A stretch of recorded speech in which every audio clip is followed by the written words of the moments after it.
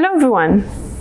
We all know that our bodies follow a strict system. One of the most important vital processes that happen in our body is metabolism. The word metabolism is used to describe all the chemical reactions involved in maintaining our cell living state. In metabolism, our body takes what you eat and drink and converts it into energy. To do that, your body needs some hormonal instructions and aids. This is when the thyroid gland role comes. Today we are going to talk about thyroid cancer. Our role today is to answer most of your questions about thyroid cancer. Today we have Dr. Song, who is a leading doctor in Hanyang University Hospital in Seoul.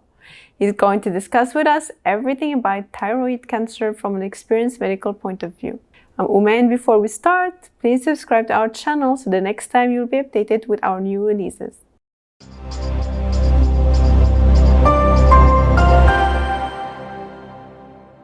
Good afternoon, Dr. Song. Good afternoon.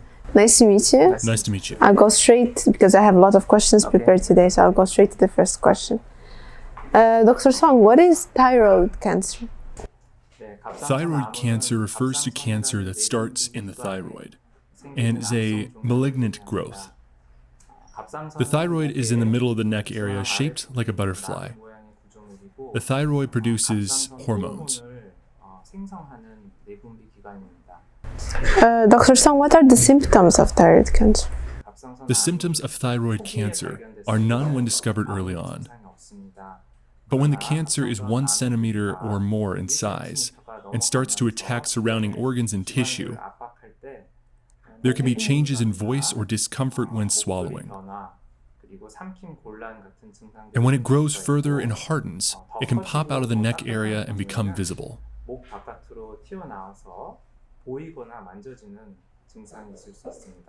How about the causes that result in thyroid cancer? The cause of thyroid cancer can be a combination of factors, just like with other cancers. There are genetic factors, radiation-related factors,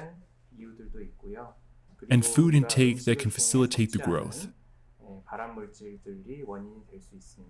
So, for example, if there is thyroid cancer in your family history, does it make it more likely that you have also thyroid cancer?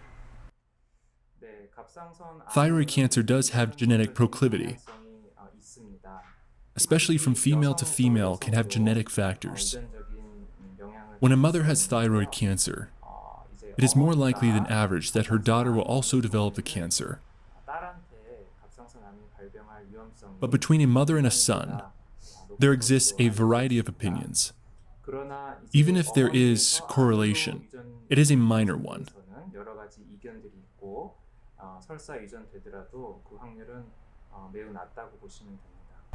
So how is it usually diagnosed? Thyroid cancers tend to be screened worldwide. The most common method is during the course of a health checkup, when typically there are no symptoms. Also, in some more developed cases, it is found due to lumps on the neck area. So for thyroid cancer, are there different types of thyroid cancer? Yes, thyroid cancer can be divided into 2 types, broadly speaking. There is differentiated thyroid cancer, DTC, and poorly differentiated thyroid cancer, PDTC. Differentiated thyroid cancer includes cancers such as papillary and follicular cancers are common. Poorly differentiated thyroid cancers include orthocell carcinoma, medullary thyroid carcinoma, MTC, anaplastic, undifferentiated, thyroid carcinoma, ATC, and thyroid lymphoma.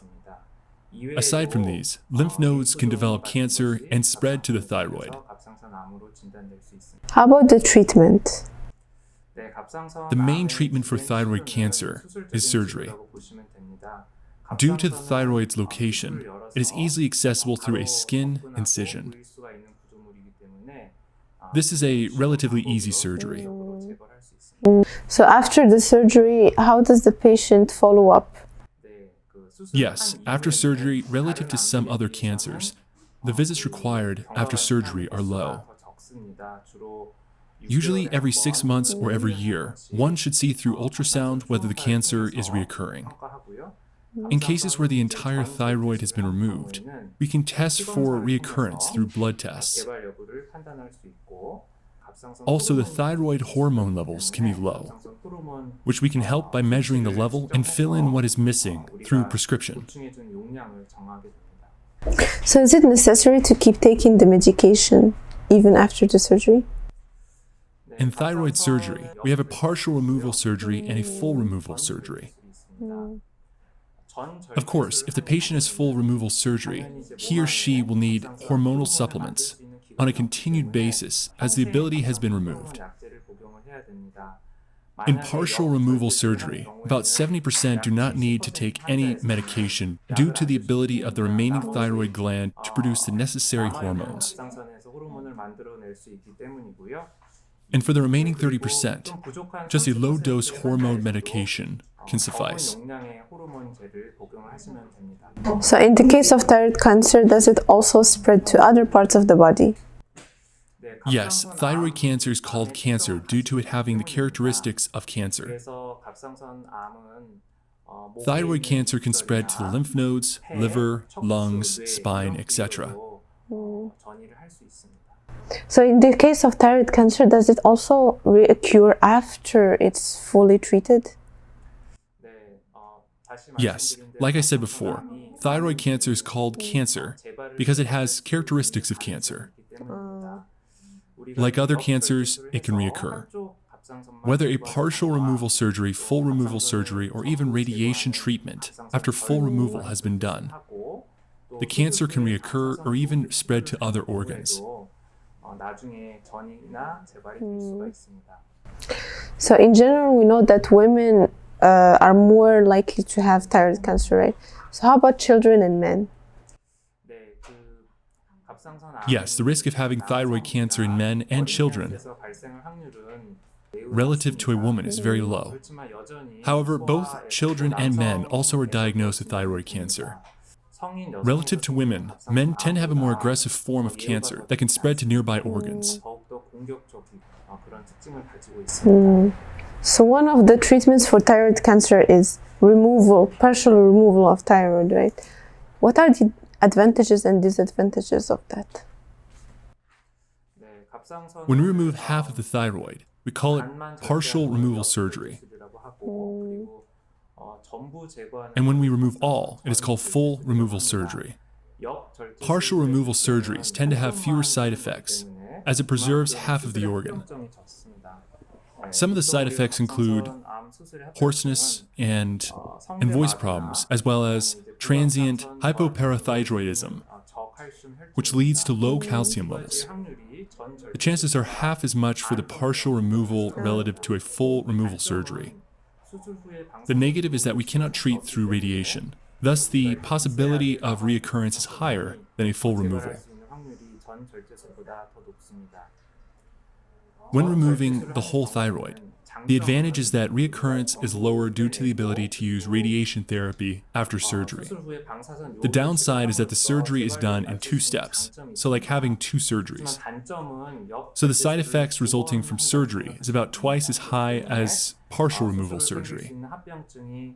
Also, there's no need for taking hormone supplements the rest of the life after surgery.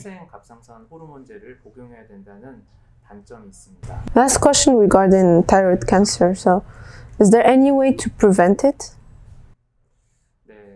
Yes, while certain actions can help lower the exposure to chances of developing cancer, there's not a certain way to prevent it completely. But thyroids are susceptible to radiation exposure. So limiting exposure to excessive radiation can help. As it is well known, flying on airplanes can expose passengers to high levels of radiation. While it is not a lot, frequent exposures can add up and help cause thyroid cancer. While having a CT scan at a hospital by one doctor is usually a low dose of radiation. Some people go from place to place and obtain many CT scans, which may add up and increase the chances of thyroid cancer. Also, a lack of iodine or excessive iodine can also add to the chances of developing cancer. So, consuming a moderate and safe level of sea kelp or other sources of iodine is best.